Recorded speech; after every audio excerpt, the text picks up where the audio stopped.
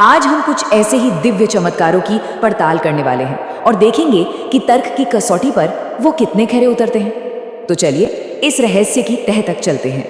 और यही सवाल हमें ले गया महाराष्ट्र के एक मंदिर तक, जहां हर सोमवार को एक चमत्कार होने का दावा किया जाता था।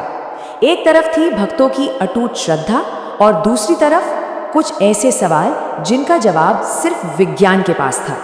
तो इस पूरी पड़ताल में हम क्या क्या देखने वाले हैं? सबसे पहले एक चमत्कारी दावे को समझेंगे, फिर उसकी वैज्ञानिक जांच करेंगे।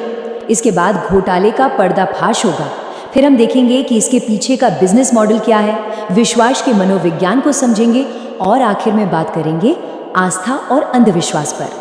तो चलिए अपनी पड़ताल शुरू करते हैं महाराष्ट्र के सोलापुर से। यहाँ एक मंदिर में होने वाली एक रहस्यमयी घटना ने हजारों भक्तों की भीड़ को अपनी तरफ खींच रखा था। पर आखिर ये दावा था क्या? दावा ये था कि हर सोमवार ठीक शाम 6 बजे शिवलिंग से अपने आप पानी की बूंदें टपकने लगती हैं और ये सिलसिला पूरे 3 घंटे तक चलता है।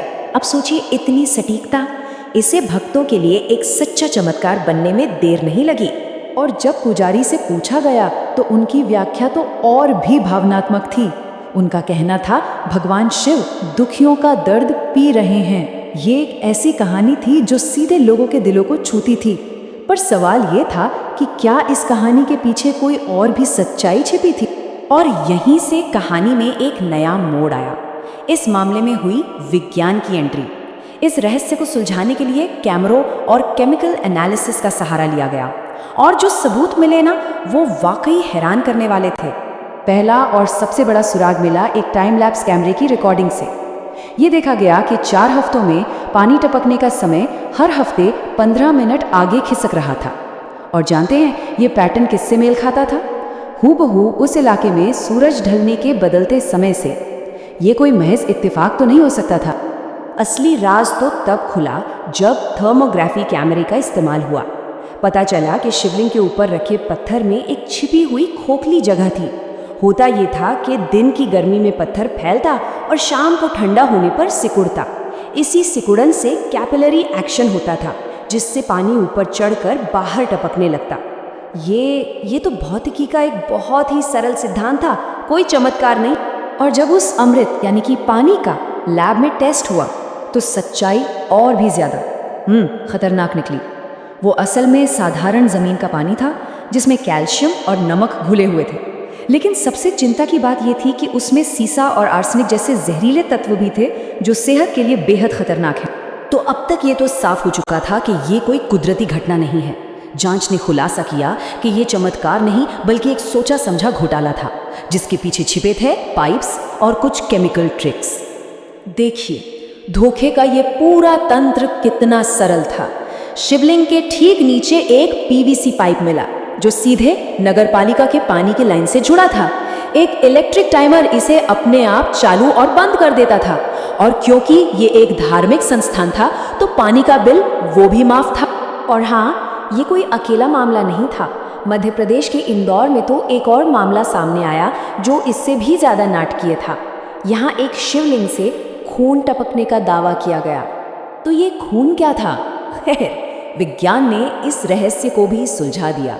ये असल में मर्क्यूरोक्रोम, जो कि एक एंटीसेप्टिक होता है, और लाल रंग का एक साधारण केमिकल मिश्रण था।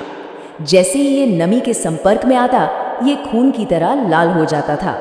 अब इस मामले में स्रोत का ये आरोप है कि जब सीसीटीवी फुटेज में पुजारी का बच्चा शिवलिंग पर सिरिंज से केमिकल डालता हुआ पकड़ा गया तो जांच को कथित तौर पर एक स्थानीय राजनेता के आदेश पर रोक दिया गया, ये कहते हुए कि ये आस्था के मामलों में दखलंदाजी है। लेकिन सबसे बड़ा सवाल, ये सब आखिर किया क्यों जा रहा था? इसका जवाब एक ही शब्द में है, पैसा। आइए देखते हैं कि कैसे आस्था के नाम पर एक पूरा का पूरा बिजनेस मॉडल खड़ा कर दिया गया।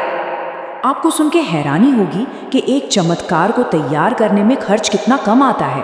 कुछ हजार रुपए के शुरुआती निवेश और व्हाट्सएप के जरिए मुफ्त के प्रचार से ही ये पूरा ढांचा तैयार हो जाता था। और कमाई कहाँ से हो रही थी? वो आ रही थी दान से, वीआईपी दर्शन से और प्रसाद की बिक्री से। इन सब से मिलकर हर महीने 4.5 लाख रुपए से भी ज्यादा की आमदनी हो रही थी। और ये पैसा आ रहा था भक्तों के छोटे छोटे योगदान से।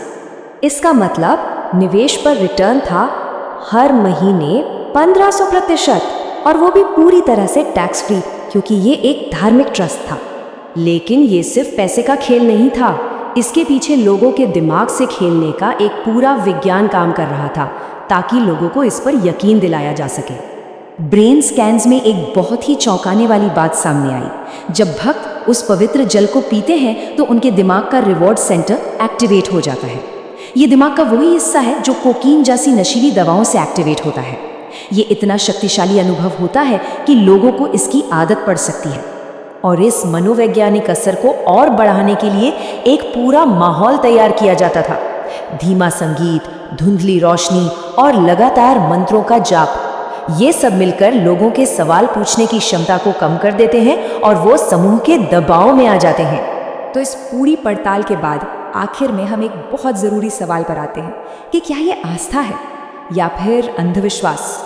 देखिए, तर्क और विज्ञान का मकसद आस्था को ख़त्म करना नहीं है, बल्कि उससे अंधा होने से बचाना है।